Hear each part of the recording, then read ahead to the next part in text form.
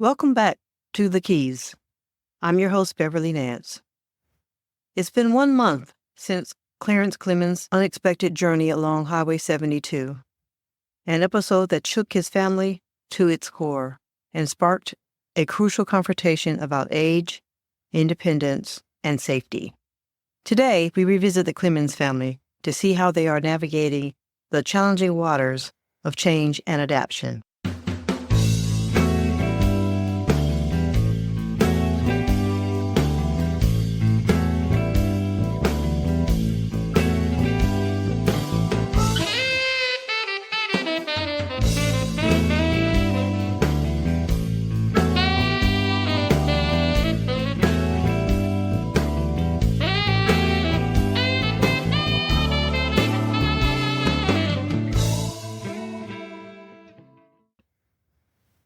Nestled in the heart of the Tennessee Valley, Huntsville is known as the Rocket City for its pivotal role in the U.S. space missions.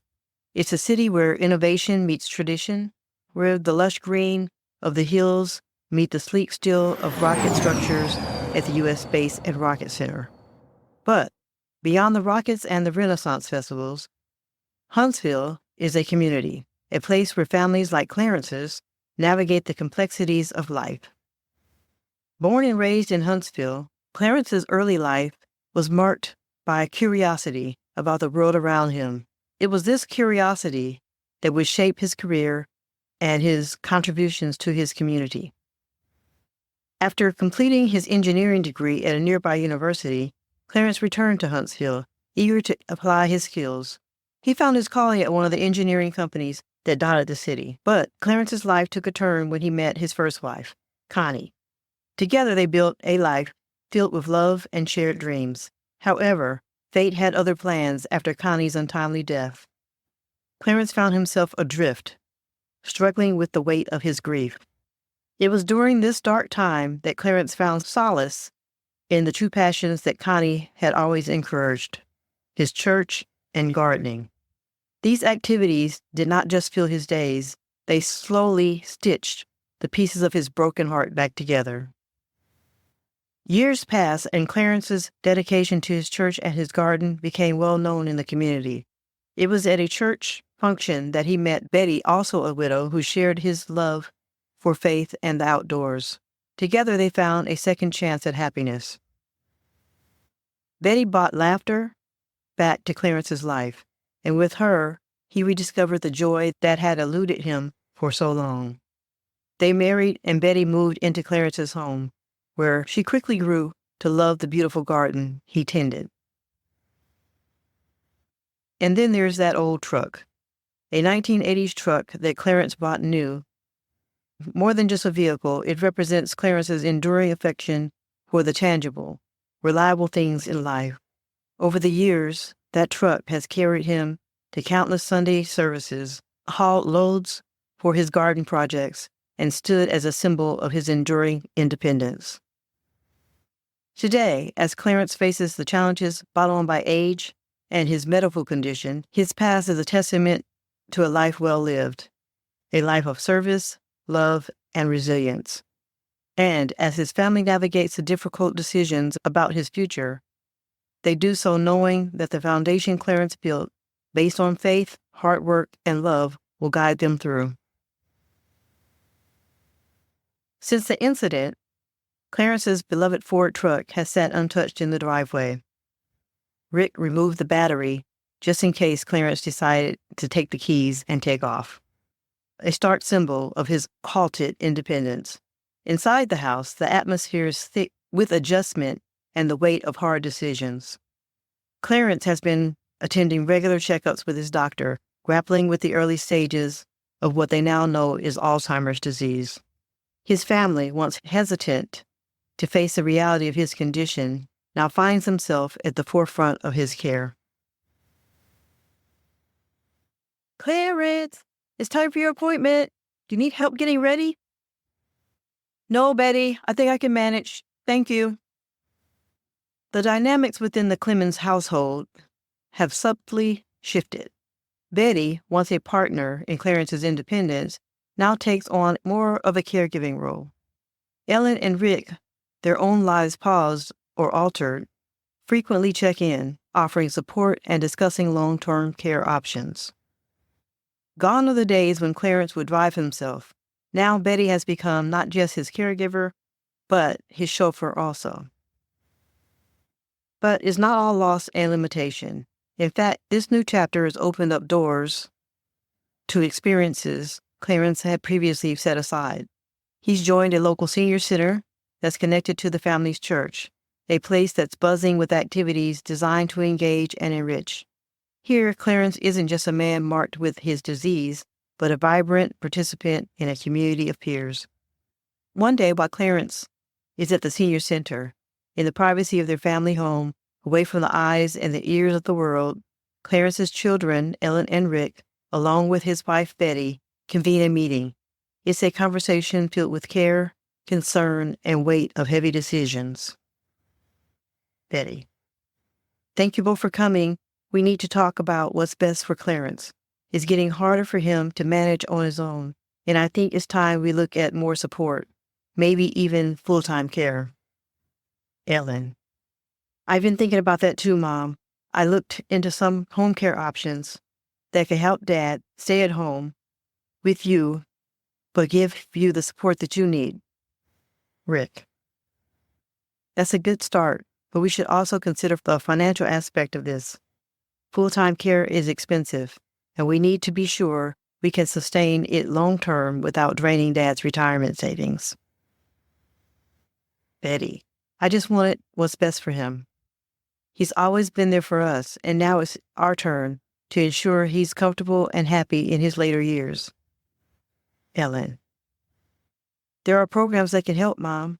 I'll reach out to the local senior services tomorrow. They offer guidance on these issues and can help us navigate the financial options too. Rick: I'll talk to Dad's doctor again and get more insight into what level of care he recommends based on Dad's current health. We need all the information we can get to make the best decisions. As they delve into the discussion, the room fills with a shared responsibility and mutual support. They explore every option, from part-time caregivers who can assist during the day to potential adjustments to their home to make it more accessible for Clarence. It's not an easy conversation. Each suggestion carries the weight of change, of a future where Clarence may not be as independent as he once was. Yet, amidst the planning and practicalities, there's an underlying current of love and respect, driving every decision, every plan. Betty: Whatever you decide, it has to be with Dad's dignity in mind. He may not be as strong as he was, but he's still the man we all love and respect. They continue their planning. Ellen is making a to-do list when the phone rings. Hello? Mrs. Clemons, this is Janet from the Senior Center. I'm afraid I have some alarming news. It seems Clarence has gone missing. He was here one moment and then he just wasn't here. We searched everywhere. What do you mean, missing? How? We're not sure yet. He was sitting in the lounge area with other members, and it seems he walked out when the staff was assisting someone else. We've notified the police, and they're on their way here now. The news sends shockwaves through Betty, her mind racing with worry. Clarence, diagnosed with early Alzheimer's, is not equipped to be out alone. The possibilities of what could happen to him in his confused state are terrifying. Rick! Ellen! It's your father! He's missing from the senior center. As Betty hangs up, the severity of the situation sets in. Rick, Ellen, and Betty rush over to the senior center, each processing the fear and the urgency of the moment on their way. As Rick drives, Ellen and Betty continually look out the window to see if they may be able to see Clarence walking. The community's response is immediate. Friends, family, and even strangers begin combing the streets, searching for any sign of Clarence. The police coordinate with the senior center, reviewing security footage and interviewing staff and visitors. Meanwhile, at the senior center, the staff is in distress. They replay the morning events, trying to piece together how Clarence could have slipped away unnoticed. Guilt and responsibility weigh heavy on them as they cooperate with the ongoing police investigation. We've issued a silver alert, and all the units are on the lookout. We're checking the bus station down the street, parks, and all of his known places. Let's keep communication open and update each other with any new information.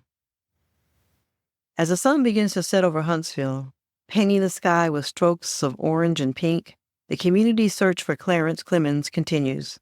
Streets, once familiar to him, now seem vast and daunting. A labyrinth from which he must be rescued.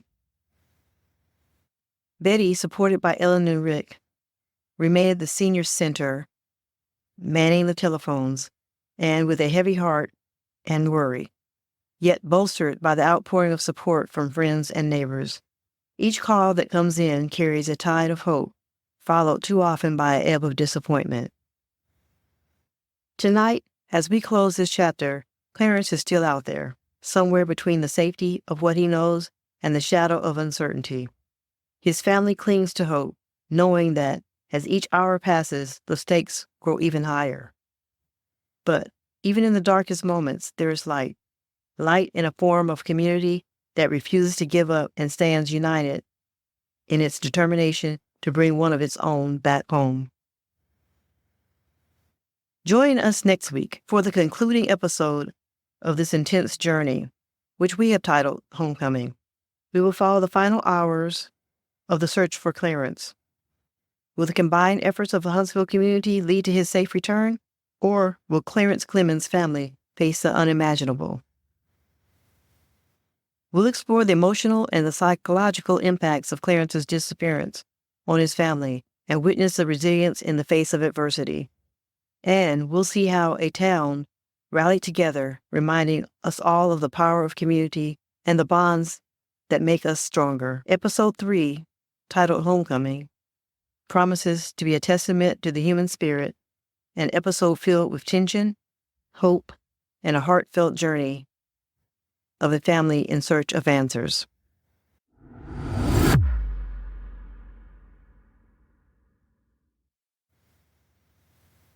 As we navigate the twists and turns of life's journey, every caregiver knows the road can be taxing, not just on the body, but on the spirit. That's why it's crucial to make moments for ourselves to recharge and rejuvenate. Introducing the Take Care Time Respite Box. Designed with caregivers in mind, each box is filled with items selected to foster relaxation and provide a well-deserved break. Imagine unwrapping a cozy throw, a custom blend of calming tea, and a soothing scented candle that transforms your space into a sanctuary. But it's not just about the items. It's about what they represent. A reminder that taking care of yourself is just as important as the care you give to others. It's about giving yourself permission to pause, to breathe, and to collect your strength. This season, allow Take Care Time Respite Box to be a part of your self-care routine. Visit takecaretime.com to subscribe. Your respite awaits. Do you have an interesting caregiver story that you would like to have told? Please email us at podcast@takecaretime.com. We would love to hear from you. Please note that this episode features reenactments and dramatized details. While in most cases the exact verbatim dialogue may not be known, all dramatizations are grounded in research. To respect the privacy and confidentiality of individuals involved, names and some identifying details have been changed. Until next week, take care.